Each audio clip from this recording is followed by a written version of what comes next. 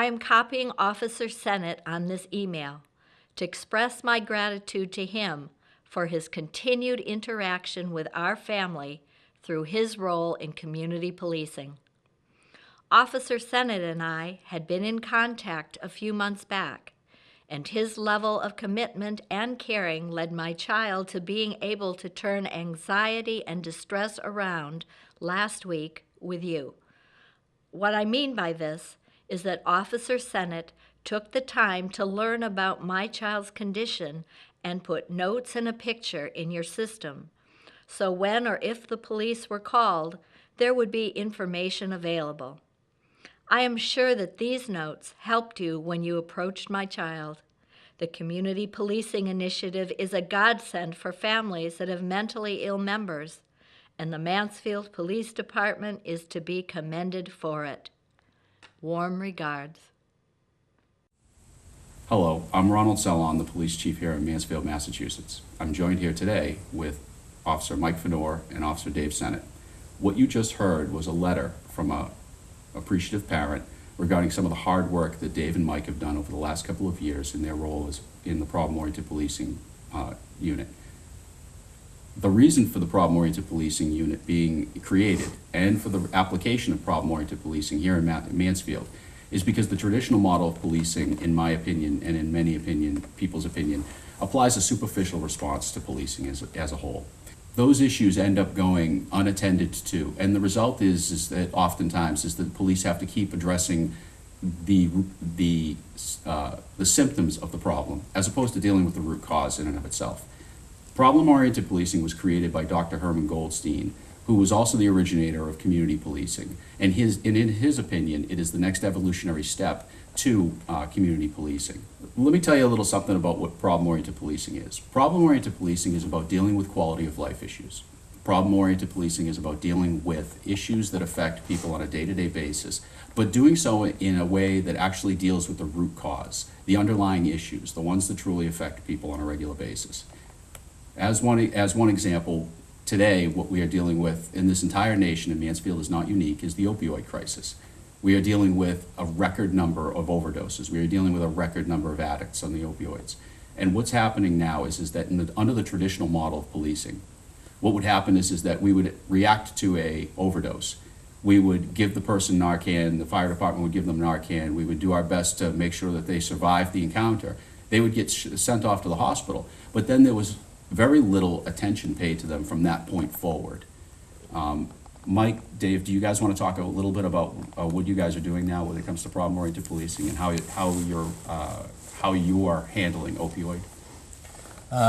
Basically what we do is, like you said, we would ship them off to the hospital, and that was our last encounter with them until, God forbid, they overdosed again. Now what we do is we keep a list of all our overdoses. We actually follow up with them after the fact. And we try to offer them services. We try to help them navigate the system. The system can be difficult at times, but it's getting better. If there's family involved, the family can be the biggest help of all. We teach them about what their powers are as a family. If the person refuses to go to treatment, how they can get them into treatment if they are a danger to themselves. We also, if they do go into treatment, we maintain contact with the family to see how things are going, if there's anything we can do to help, if there's anything further they need from us, and we'll stay with them until after they get out of treatment as well. Okay. Do you, so the primary thrust here is that there is a follow-up, and with that follow-up comes connecting with the family, right? Yes. What about organizations like Learning to Cope or the Safe Coalition? Yep, we reference every family, every loved one, anyone who's been affected who isn't an addict themselves is Learn to Cope. You can look it up online. It's Learn2 Cope, and it's a support group for just that. Dave and I actually went to one of the meetings in Taunton, and it was very informative. It's a different perspective. It's AA for the family basically, and they teach how to administer Narcan. They will issue you Narcan there so that you can have it at home if you do have a loved one that is using. And we've actually followed up with families that have told us after the fact that they have used Narcan that wasn't known to us or the fire department. Okay. The primary thrust here, though, is that when it comes to the Safe Coalition, when it comes to learning to cope, I think that what we need to understand, and the primary thrust to how we handle these issues as in the aftermath of an overdose or any sort of an addict reacting to an addict or dealing with an addict, I think that the primary issue that we deal with is creating those partnerships with those private organizations. Like, for instance, recently we got together with the Rotary Club, and we got the Rotary Club involved because organizations like the Safe Coalition, which help us by, Dave, do you want to talk about the Safe Coalition? just a Yes, little sir. bit? The Rotary, that was one of the things that they run into, though, is funding. And the Right. Rotary Club has been fantastic with regards to offering up funding sources for some of these organizations. So what is it that the Safe Coalition does, and how does it help? Well, the Safe Coalition finds beds for addicts, which is a really difficult thing to do. And you had the meeting with Chief Boldergini and the founder of the Safe Coalition. He's a dad from Franklin who's experienced substance abuse in his family, and that's what prompted him to start this organization. So it's not easy to find a bed for an addict. And I got to call him and talk to him myself after you had that meeting, and the Rotary Club set up the funding for him. He was so excited about that. And we're going to use them as a resource from now on. And he pointed out that he has people working the phones, and they can make all the phone calls. I think the number that he used for every addict that's looking for a bed, it could take around 20 phone calls to get that done, because it's really difficult. We've done it before. And luckily, like Mike said, we've formed partnerships with some of the detox centers, the rehab centers, so they recognize us when we call and they can find something for us, or at least try to find something for us. But the Safe Coalition, if this works out, and hopefully it works out, it's going to be that one phone call resource so that you can get the addict, whether it's your father, your mother, your son, your daughter, your cousin, whoever it is, you can get them a bed quickly. And that's, that's imperative. And one of the most important aspects to it is, I mean, we've all been there. We've all been to that scene where you've got the overdose, and now what you've got is this family that is essentially, they're unsure what the future is going to bring, because of the fact that whenever a family is dealing with an addict, the one thing I've always found is that the addict maintains control of not just themselves, but the situation and the family itself, and the family unit as a whole. And the whole thrust of this is it's in an effort to empower the family. It's in an effort to empower the family, to take them out of, effectively, the analogy I always use is that you've got, the addict is driving the car. Well, we want to take the addict out of the driver's seat. We want the family in the driver's seat. And the biggest problem that we've run into when we have these calls is that you stand there and you feel helpless at certain stages, because you've got a family member who's on death's door. You have a family that is struggling horribly at that stage, and you don't know, as a patrol officer, I didn't know where to go next. It was all about you'd show up and you were like, well, I hope things are okay for them as they go off in the ambulance. Now what we're doing is we're providing, through POP, we're providing a structured follow-up system with partnerships with those organizations, with organizations like the Rotary Club being good enough to offer support, because when you have an organization like the Safe Coalition, let's face it, they struggle with funding.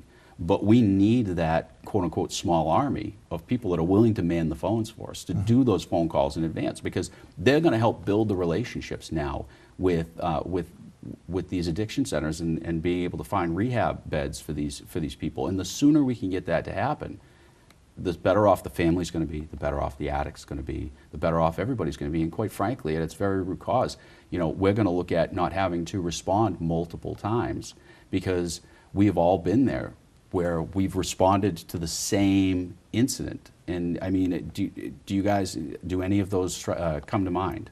Oh, absolutely. There's certain people I've responded to an overdose of the same person 2 days in a row. And there is more education on it now. Thankfully, the stigma is starting to go away. I mean, the drug doesn't discriminate. I mean, Mansfield's a fairly affluent community, but it's still here. And we're working to fix the problem.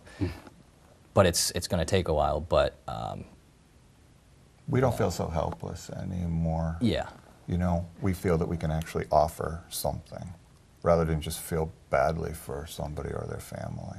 Yeah, and we go out to houses where people never imagined in a million, didn't even know their son or their daughter was using drugs nonetheless, intravenously, and they have no idea where to go or what to do from there. And they didn't know that they have the power to go to the courthouse and actually petition for a Section 35 to have their son or daughter committed to a facility for treatment. They don't know that stuff. So some people it's simple education, and other people it's maintaining that relationship with throughout the process. And that's an excellent point, because oftentimes what you would find is that, you know, if you have those family members who have never dealt with this before, and this is a complete shock to them, and under the old system of doing business, under the traditional model of policing, we would look up to them and we go, all right, are you all set? Do you need anything from us? See you later. They don't know what they need at that stage. And now with the work that you guys are doing, with the structured follow-up and the like, what it's doing now is it's providing not just that, but it's also providing time for those people as well. Because let's face it, we've all been there where, you know, the day later, 2 days later, we always think of, oh, I should have asked this, or oh, I was thinking about this, or oh, hey, what about this? Now there's that connection. There's that follow-up, you know, there's that opportunity for them to provide that feedback as well, and for us to continue that dialogue with them as well. And hopefully at the end of the day, this is about understanding that we're trying to save lives. Right. And the addict looks at us differently, hopefully now as well. Because before we show up in uniform, and we're automatically the bad guy, because they're a drug user, drugs are against the law, here are the police in uniform. But when we go out to do our follow-ups, we go in plain clothes, we go in an unmarked car, because we don't want to embarrass people. We know people don't always want the police showing back up to their house, but much more often than not, they welcome us there. And that helps us, because a lot of what we do in uniform is negative. We don't get called to cookouts and stuff. We get called for people's worst days. And they don't want us there usually, but we have to, we have to do what we have to do. So it's really nice, and it kind of buoys a whole week for me just to be able to go out and do the POP stuff. And I know it does for Mike, and I know it does for Officer Walsh, who's not here today. He's our third member. And it's just uplifting, and all of a sudden these people are inviting you into their homes, and they're having a conversation with you, and they see beyond the uniform, which is what we need to happen. And the thing is that, neither of you will probably say it right now, so I will for you. But it takes a tremendous commitment from you guys with regards to your personal time as well. The phone calls, and again, humility probably won't allow you to say it, but like I'll say it for you. The sheer number of phone calls that you have to take while you're at home, or at cookouts yourselves, or at dinner with your families, but that's what it takes. And for that, you guys should absolutely be commended as far as that goes too. Basically this isn't just a 40-hour-a-week job. It's another 40 hours on top of that, while also trying to figure out how best to game plan for each individual situation that you're presented with on a week-to-week basis. But that's great as far as the opioids go. Some of the things too that we deal with, such as domestic violence follow-ups, and under the traditional model of policing with the domestic violence, what would happen is that we would show up, and you have immediately a family in crisis. And what would happen is that we would see whether or not somebody was assaulted. If somebody was assaulted, then we would arrest either mom or dad. And this is the part that always bothered me, is the fact that we would arrest that person and we'd ask the other side if they wanted a restraining order. And quite frankly, they don't, half the time, you can tell that they're still in this state of, their whole world is crumbling around them and they don't know what to do. And then from there, we would take the person off to book them for assault and battery or what have you, and then that was it, as far as our follow-up goes with the family. And I think back to, I believe it was 1998, when, Lieutenant Archer, then an officer with me on the 4 to 12 shift, we responded to one house on East Street. We filed 28 51As in 1 year against one family. And for those in the audience that don't know what a 51A is, a 51A is basically, it's an allegation of abuse and neglect that you file on behalf to the Department of Children and Families regarding parents and children. And if you believe that a child is being either abused or neglected, we're mandated reporters, so we're mandated to report to the Department of Children and Families this allegation or belief of abuse or neglect. Now, based upon that, in a 12-month period, we filed 28 of those. That's more than once every 2 weeks that we had to keep going back over and over and over again to this. And I remember coming back in, voicing my concern to the shift supervisor, the sergeant at the time, and I was basically told in very polite terms to get back into the cruiser and answer the next call and, stay in my lane is a nice way of putting it. But, the fact is, I mean, what are we doing as far as POP goes, as far as domestic violence, and what are you guys doing as far as that goes? Similar to what we do with the opioid and any substance abuse stuff, is we're doing follow-ups on the domestic violence. Whether it's nonviolent or not, if it's just a verbal argument, we do the follow-ups. If children are involved, going back to DCF, they've actually been very helpful. As well as the school resource officer has been huge in helping handle with the kids. Because the Department of Children and Family, whether it's the reason for the domestic incident usually is there's a root cause to it, whether it be substance abuse, sometimes mental health issues. Loss of job. Exactly, and outside agencies have those resources that when we connect with them, they have the ability to help get to the root cause of the problem rather than respond to that house 2-3 times in a shift for the same incident. We can try to maintain the relationship with those people that maybe it doesn't occur anymore or at least less often, and then once it does occur, they have the avenue to take to get the help they need, whether it be counseling or substance abuse treatment. And we've actually, again, formed relationships with individual DCF caseworkers. I mean, I have them on my department cell phone. So, and again, we get those phone calls from those caseworkers. And I like that. I mean, because, again, it's another in that can make things easier for us to find solutions to people's problems. And, I mean, before you just call, you file the 51A, you hang up the phone, it's over, like the way that you're talking, the traditional model. And now we can actually call a caseworker and talk to them about what's going on and stuff. And it's just great to be able to have those relationships, And this is what makes it all work, the relationships. And it's building those partnerships, whether you're talking about for opioids with the Safe Coalition and Learning to Cope, or whether you're talking about DCF, or whether you're talking about other domestic violence groups. The fact is that it's about not providing a superficial response, which is calling it for what it was. It was the traditional model of handling these cases was superficial in its nature. But you mentioned mental health earlier. And that's one of the other things that our profession is struggling with right now is in handling people with mental health issues. And what can you tell me about that?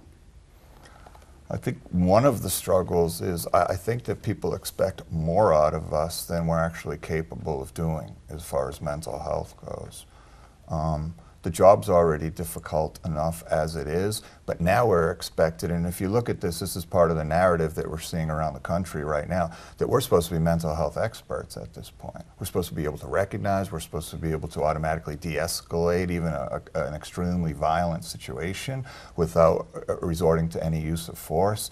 So that makes it extremely difficult, but I think the first thing that we get to do as far as mental health goes that I like to do is when we deal with people, and they're usually repeat, people that we have to deal with, whatever the incident is as far as mental health goes. From the family, we always ask now for their official diagnosis. We always ask exactly what the diagnosis is, and then we'll look it up online and stuff. I mean, just so we know more about it and everything, and we can actually put it into our reports. This is what the parent, or this is what the husband, wife, whatever, says the official diagnosis is. We try to get. I mean, people's therapists are not going to share information with us because they can't, but just to know that coming from the family. I mean, families have given us paperwork as well, right, Mike? So it's not even the family say so, it's actual paperwork with the diagnosis written on it. So it can be helpful that way. But those families, I think they kind of need more emotional support, the families of Absolutely. people with the mental health issues, because I think the mental health system is a broken system right now. I think that people are being prescribed medications for mental health issues, but they're not required to go to therapy. And it's a two-pronged solution. Oh, we can't say solution, but how about a way to manage that issue? It's a good way of putting it. Right, but it's very frustrating. It's very frustrating. So again, that comes back to knowledge is king. The more we know about the person with the mental health issue, the more we know about the family. I think that we're better suited to deal with that problem. But that's still, would you say, that's just as frustrating as The mental health is very frustrating. You see, it kind of flip-flop. Years ago, there wasn't as much. I'm fairly young, but years ago, there wasn't as much substance abuse treatment. It was more of an embarrassing type thing. People didn't admit there was substance abuse, and there was a lot of mental health help. And now it's reversed. But all these topics we're talking about intertwine. And generally, people with mental health, we keep good contact, and we actually have good relationships with our mental health people in town. And whether it be something as small as a child at home who disobeys his parents regularly because of a mental health issue versus someone who's living on the streets. And yes, we do have a homeless population in Mansfield. And we do keep track of those people, just so we do know where they are. And we have citizens that'll call us and say, hey, I haven't seen this person in a while, concerned for them. And for those people, when they do get the help they need, we try to make sure they are taking their medication when we do contact them. As far as that goes, like you said, our powers are limited. We do have the Section 12 capability when someone is a danger to themselves or others. We do have the ability to involuntarily commit them for up to 72 hours. But once we bring them to the hospital, again, it's on the doctors. And if we may see them a couple hours later out on the streets, but we'll see how it went. We'll stop. We'll talk to them. Yeah. We do try to talk to them as often as we see them too. If we just see them while we're on patrol, yes, we'll stop and just talk to them. We don't want them to be intimidated by us, and hopefully, if they have some type of episode where they're actually doing something that's criminal or borderline criminal, we can talk to them because we're familiar faces now. And maybe things can get better before it gets to the point where they have to be taken into custody for one reason or another. And that's the most important part. And the one takeaway from this that I would like everybody in the audience to understand is that this is about shifting our mindset. Problem-oriented policing, or POP as we refer to it in the acronym, is about shifting our mindset from the fact that, the traditional model of policing, they would see the officer walk up the driveway and, oh, somebody's going to jail today. Mm-hmm. Under this system, under the way that we're producing, under this philosophy, what you find is that it's not about arrests. It's about providing solutions to the problem. And again, just like you talked about, it's about communication. And communication, the more communication that we get from citizens, the more that we understand what the problem is that they're dealing with, the more that we can adapt our approach to it. Otherwise we're forced to handle it with little hindsight and the only tools available to us, which unfortunately sometimes ended up being a set of handcuffs, and that was it. But when you talk about mental health issues, the fire department here in town, Mansfield Fire Department, has a program called the AmbuPro. And that AmbuPro program actually documents those with disabilities, whether they be mental or physical disabilities. And that AmbuPro program, and I promised to talk to the fire chief about the name of it, but the AmbuPro program, at its very core, is about helping to identify in advance to getting to that residence. We know that we've got a report of domestic violence at 123 Main Street, whatever it happens to be, and we're on the way there. And if you can pull out of the computer while you're en route the fact that, hey, by the way, there is somebody there with a substance abuse issue. There is somebody there with mental health issues, or quite frankly, there's somebody, the adult that lives there is autistic. Mm-hmm. We can adjust our approach en route, and we can start game planning about how we want to approach it when we get on scene. And that in and of itself is an invaluable piece of information, mm-hmm. and for us. And I think that on a side note too, again, knowledge is king. We're talking about all this information. Our brothers and sisters in patrol, we're still patrol officers most of the time. They've been extremely helpful. The intel that people are passing on these days is so helpful to everybody in patrol and helpful to us because we'll take those emails and we'll hold on to them, and we can use them if we have a file folder on somebody who has an issue or something. But patrol is crazy helpful these days, and we appreciate that very. We have a great patrol division and our SRO, because we also deal with juveniles, and because we don't want to step on his toes ever, we'll run things by him before we do a follow-up, and if he's already working with that person, can provide us some insight, and he usually can, we can find out if it's out of our scope, like way beyond our control, or he may ask us, hey, could you do this for me? So we work hand in hand with our SROs as far as juvenile stuff goes, because all cops like kids, you know, and we hate to see a kid in crisis or anything like that. And again, it goes back to that point we made about not forgetting about people. I especially can't forget about kids. And when those calls come at home and stuff, I don't always answer them immediately. I wait for the voicemail to see what's going on. And if it has to do with the kid, I'm getting right back on that, because it is what it is, you know. But I'm glad that you brought that up, because we take it, you guys especially have helped spearhead the fact that this is a collaborative, teamwork-oriented approach to addressing the problems that you guys are dealing with. And that communication between you guys and everybody else in the agency, it helps them to provide you guys with the intel that you need in order to add pieces to the puzzle, basically. Yep, and for those of you that don't know, an SRO is a school resource officer. Too many acronyms. One full-time, one is Detective Wright, and he does an unbelievable job. Yep. And he has 2 assistants? 3. 3 assistants. 3. Officer Connor, Officer Kennedy, and Officer McCune. Mm-hmm. And there is another, going back to the mental health stuff, the CCIT, which is the Community Crisis Intervention Team. We have one specifically assigned here to Bristol County, and they've actually have been helpful. I know he's been to the training. I've been to a couple trainings with them. I've spent 6 days training with them, whether it be with juvenile stuff or adult mental health issues. They've also set up, they do panels or like group discussions where they actually brought me and the parent of a mental health person in to try to help come up with some solutions and basically educate us on what can and can't be done, because again, we're not mental health professionals. Yeah.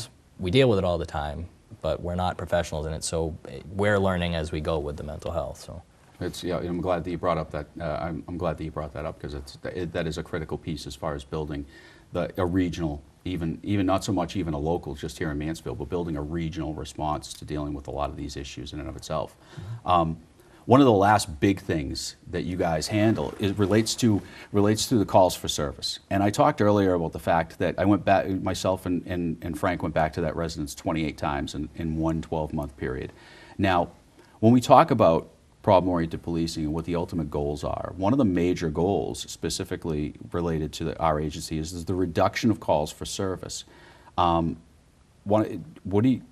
Now, I know that we have 2 examples that we're gonna have a graphic for everybody listening or watching and listening at home on. But what can you tell me as far as those, specifically those 2 locations? What are we looking at as far as the calls for service?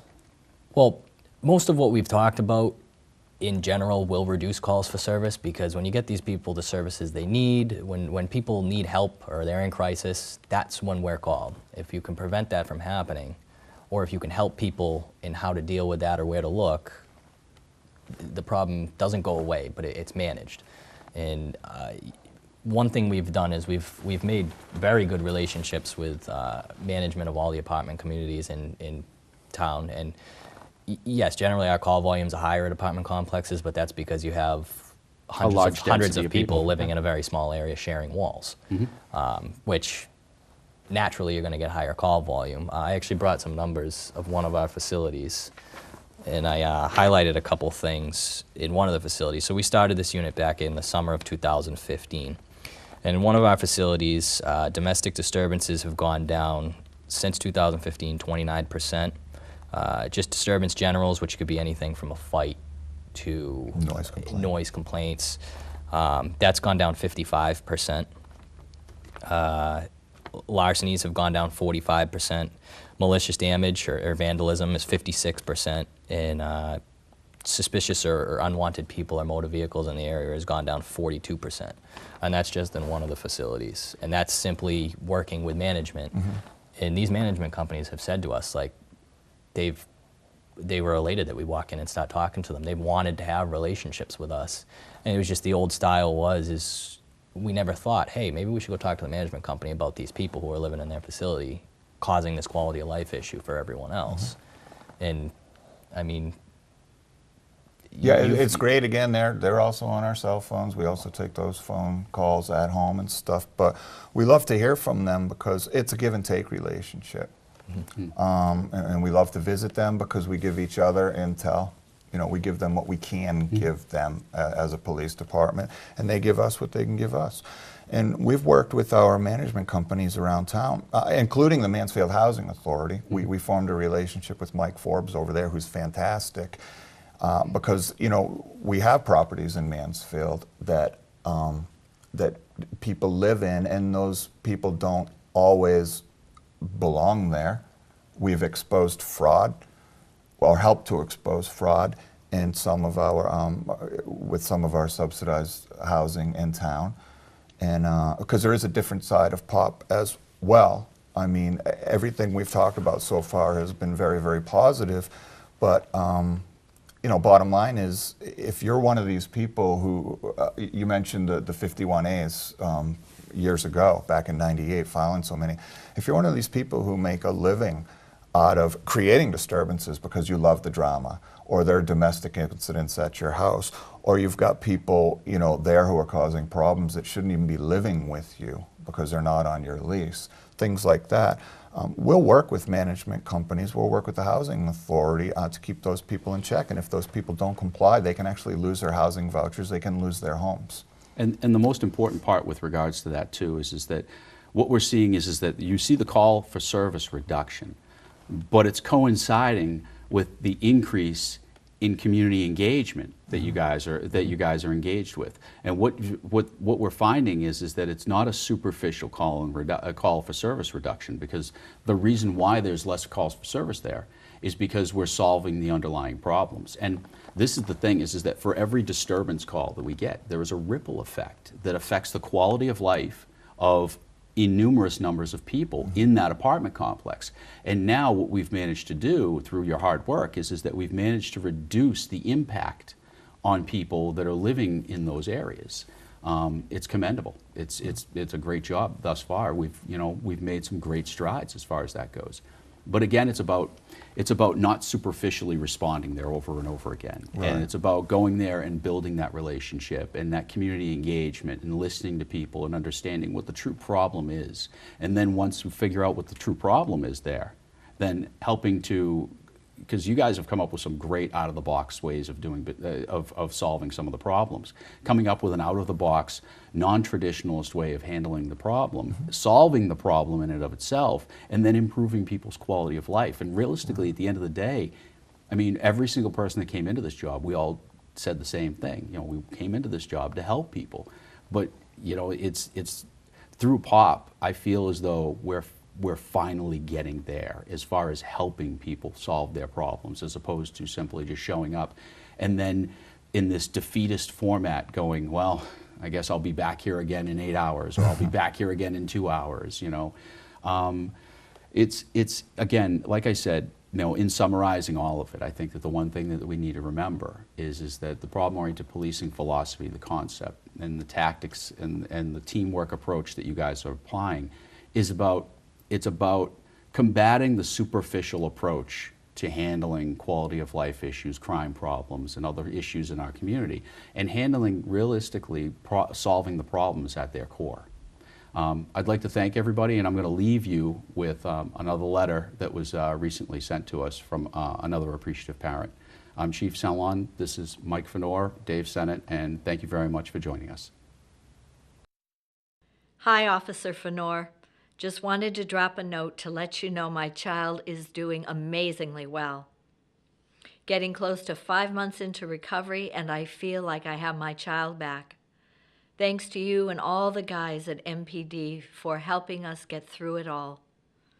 My child moved to another town a couple weeks ago. It's been really good. Started going to the gym and enjoying it, eating healthier than before, and even washing dishes by hand. LOL. Sounds like little stuff, I know, but all positive steps. Take care.